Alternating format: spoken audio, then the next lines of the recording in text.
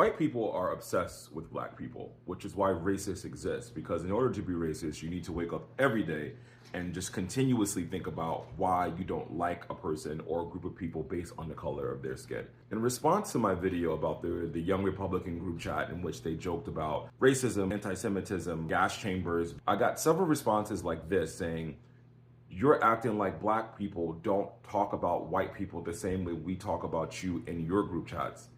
Black people do not think about white people at all. And I know that's probably hard for you guys to comprehend because you think about us so much. Our lives do not revolve around what white people are doing, what white people are saying. We do not talk about you guys when you're not in the room. We don't talk about you even when you are in the room unless you do something. Half of the commentary you see from black people, including myself, that is online, comes in response to you guys doing or saying some crazy shit. And in reality, the only thing that black people want is to be left alone by white people. But you guys won't leave us alone because you think about us all the time. And if you don't believe me, maybe you'll believe someone who looks like you. Black people want to be left alone. They don't want revenge. They don't want to replace us, as some extremist groups have said. They just want to live life in peace, the way they want to live. They want family, they want love, and they want to live in a society where they know they belong here. They want society to also know that they belong here. Well, I guess to put it simply, we don't. There's a lot of stereotypes out there. And there are some white people that do have hate. And it's usually because of a stereotype that they think all people are the same and they dislike that. But the theory that all white people are that way is also a stereotype. So we got to be careful about stereotypes, and we got to be careful about what we listen to and what we believe, because a lot of it's not true. Take care. My name is Judith Ugo. Welcome to my channel once again. One of the reasons why whites are scared and jealous of black people is because black people are beautiful, they are intelligent, they are spacious. So whites are always really want to be like them. They are very jealous of blacks. They are scared of white people. Look at them. When they speak to a white person, they are very respectful. They show manners. When they speak to a black person, they are violent. But let's ask a question. After you marched and say you don't want Zimbabweans, you don't want Nigerians, you don't want Ghanaians, you close shops, you march. Why are you not coming back to tell us the following day that after that march, we expelled 10 Zimbabweans, and out of those 10 Zimbabweans, we're able to give 10 South Africans jobs? There is no such a report. Why? Because now Kabakuba ma Zimbabwe, hauna misebetsi, batho bale ba ma Zimbabwe, ba etsa mesebetsi e lona le sa batleng ho etsa because those are slave jobs. They don't pay anything. You want proper jobs. You want a job with a pay slip, with an appointment letter, with pension, with medical aid, and you deserve it. But why are we fighting each other? It is the same people who made us fight each other during apartheid, black on black violence. They sponsored it. The same provinces where blacks were killing blacks during apartheid, sponsored by apartheid government, is the same provinces where blacks are beating blacks today. The script is the same. The writer of the script is the same. After removing a black child from school, when the black children were removed from school with bullets in 1976, when our parents were removed from school because they did not have school fees, I must play that role. Me, I will never do it. I'm not going to take a pregnant woman out of a clinic because she's not South African. She gives birth of an African child at the gate, and that child dies. And you want me to do that and be proud and look at my children and say, I'm a proud father after I stopped life, after I killed someone? I will not do that. I did not join politics to be voted for. I was too young when I joined politics. These positions that I have came as a result of my participation. I am not in politics to be elected. I'm in politics to articulate a position of African people who have been oppressed for too long. We are not saying any Zimbabwean, Nigerian, Ghanaian must bring crime here. The same way no South African must bring crime here. Anyone who brings drugs, South African or Nigerian, must be dealt with according to the laws of South Africa. Not mob justice. Let's deal with illegal immigration through the laws of this country. The Minister of Home Affairs is a DA minister, but they never match to the Minister of Home Affairs, who is responsible for illegal immigrants. Why? They are scared of white people. Look at them. When they speak to a white person, they are very respectful. They show manners. When they speak to a black person, they are violent. When is that march going to Cape Town? Because a lot of illegal immigrants, white immigrants, are in Cape Town. Let's see them going to Cape Town and asking whites to produce their IDs. The same way here in Northwest, a lot of whites say they own land. If you ask them to produce a title deed, they don't have. They gave each other the land early 90s when they saw that democracy was coming. So many white people are here in South Africa, illegal labor. They must be treated the same way we treat others. But they are even worse. They've got our land. How na lefatshe na lwa economic freedom. O shapa le Zimbabwe le a tsamaya, you remain landless. How na le Zimbabwe le nang le lefatshe. Lefatshe le ka mara matso a makhuwa. How na le Zimbabwe le nang le factory, le nang le mine, le nang le bank. You are fighting over useless things. They are distracting you, so that you focus on each other while they are stealing our minerals, while they are stealing our land. This is the time you must be more awake. One of the biggest tools the white supremacists use to control the general population is jealousy. Not just fear of minorities, but fear of minorities being more successful than you as a white person. Because implicitly, deep down, So the question reads, hi Danny, do you know why white people dislike black people so much? So as usual, this will be for educational purposes only. Let's talk about it. First and foremost, I do not believe that the overwhelming majority of white people in America dislike black people. I honestly believe that the biggest issue that we have in this country is defining what racism is. On one side of the coin, there is the collective thought that anyone has the ability to be racist. And they use the very literal definition that prejudice, discrimination, or antagonism by an individual, community, or institution against a person or people on the basis of their membership in a particular racial or ethnic group.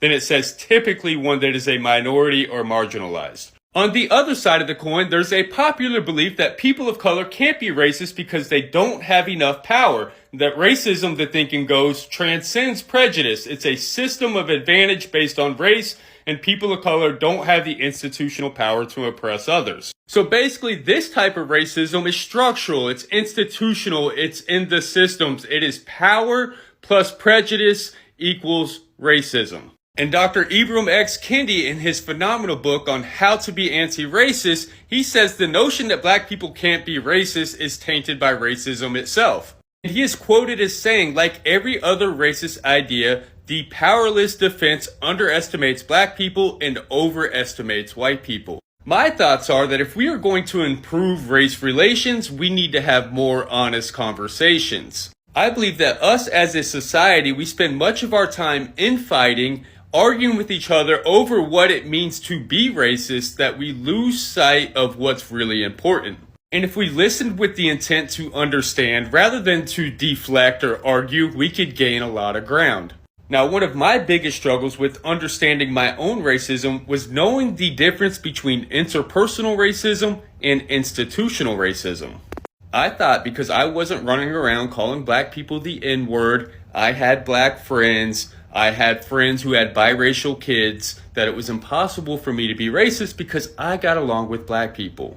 But what I've learned is that there are different types of racism. There's internalized racism, there's interpersonal racism that we just spoke on, institutional racism and structural racism. It's insidious, it's covert, it comes in the form of microaggressions. It comes in the form of being implicit and explicit, covert and overt. So I don't believe that it's white people disliking black people. I just believe that there's a lot of uneducated and misguided white people who have not done the work to become educated on the topic. And I don't want to seem like I'm justifying or excusing racism because we have a whole wealth of information at our fingertips. There is no excuse for it today.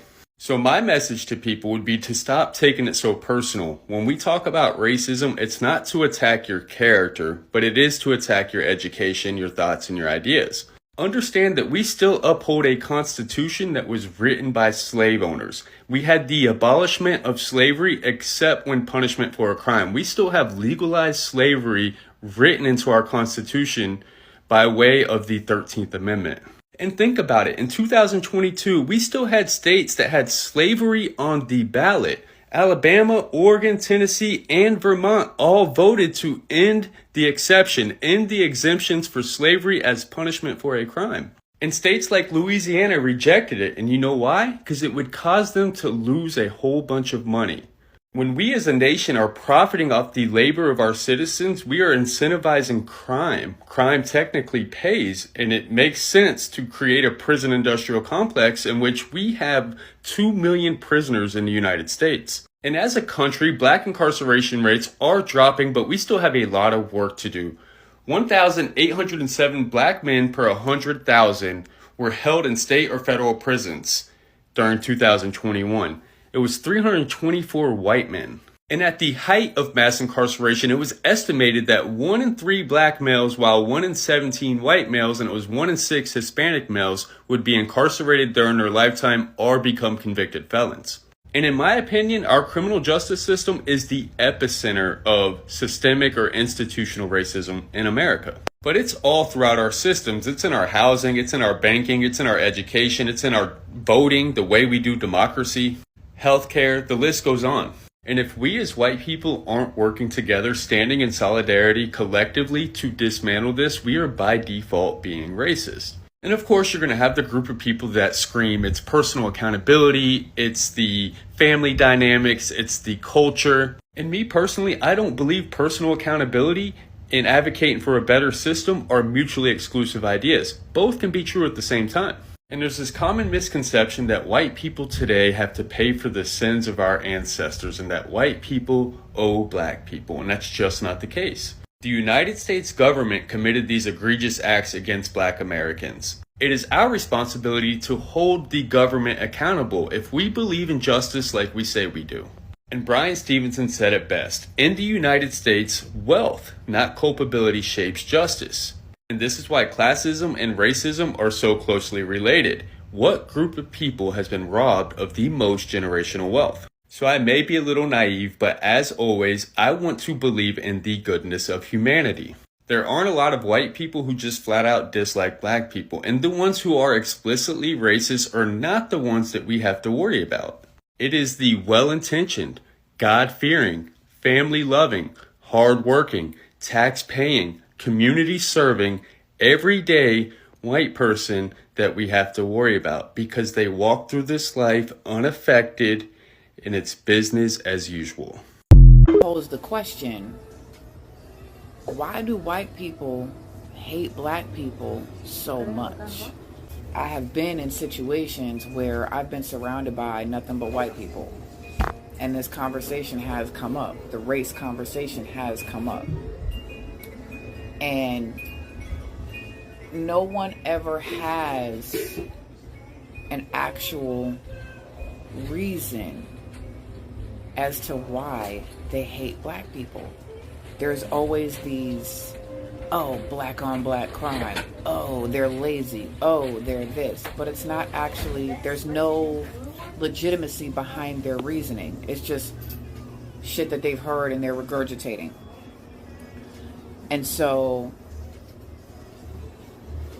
long story short, it really comes down to there is no reason. It's a deep-seated jealousy, a deep-seated hate that, you know, black people exude greatness. Black people are the great inventors. Black people are the beginning of the human race, the Eve gene. And white people have worked so hard to erase the history and erase the greatness of the black race.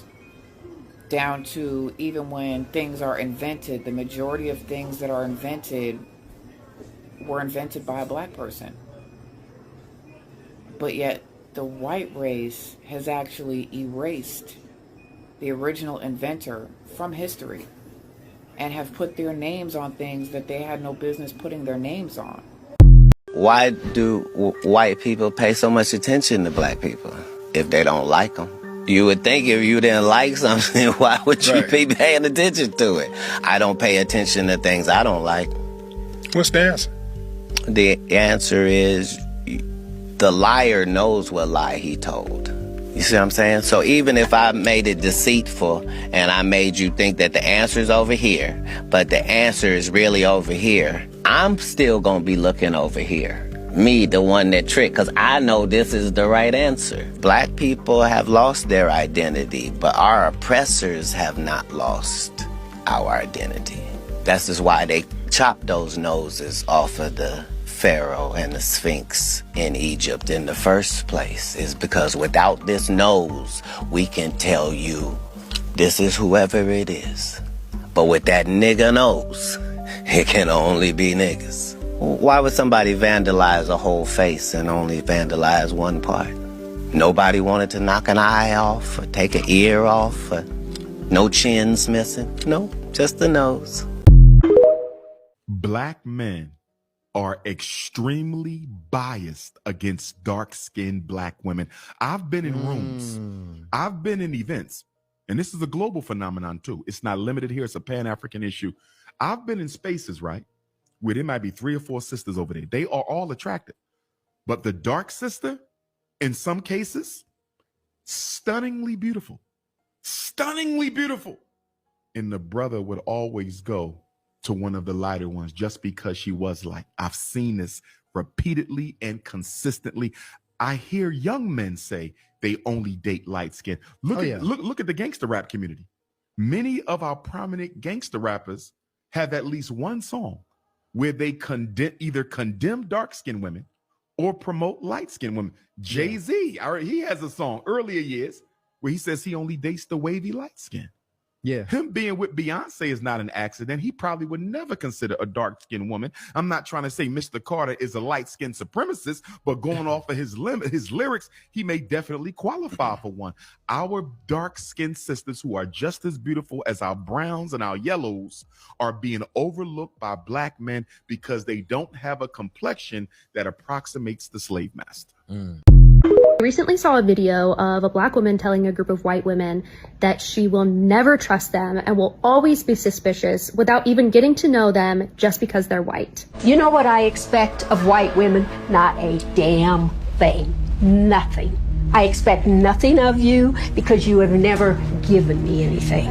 I can't trust you. I want to explain why I am totally okay with that and why you should also be okay with it. As a white person, I have a weapon system that was built right into my skin from the day I was born that I can use against black or brown people whenever I want. And even though I have no intention of doing that, I could.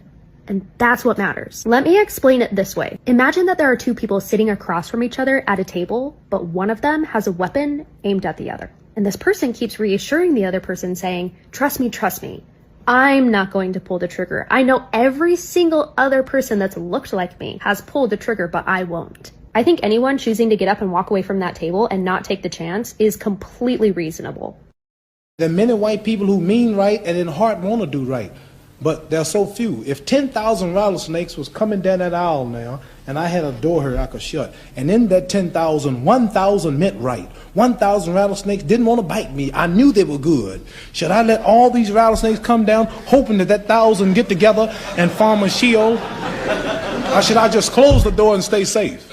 Nobody owes us anything. It doesn't matter how nice you are. It doesn't matter how much you try. It doesn't matter how much you learn. Consent doesn't just apply to the physical body. It applies to the mental body, the social body, the emotional body. You can do everything right, and people still get to say no. You can't compare black people to the Cubans, to the Haitians, to the Vietnamese, to the Palestinians, people who just got here yesterday but take advantage of what America offers, walk right on by black people and then wonder what's wrong with these people. They were here longer than we. Why don't you have what the Cubans have? Why don't you have what the Koreans have? Why don't you have what the Greeks have, the Irish have? Everybody that came after you has more than you. Why? Because this society robbed us of the knowledge of self. This world did to us what the ruffians did to Hiram. Family, thanks for watching my video. Please do subscribe, like, and I will see you in my next video.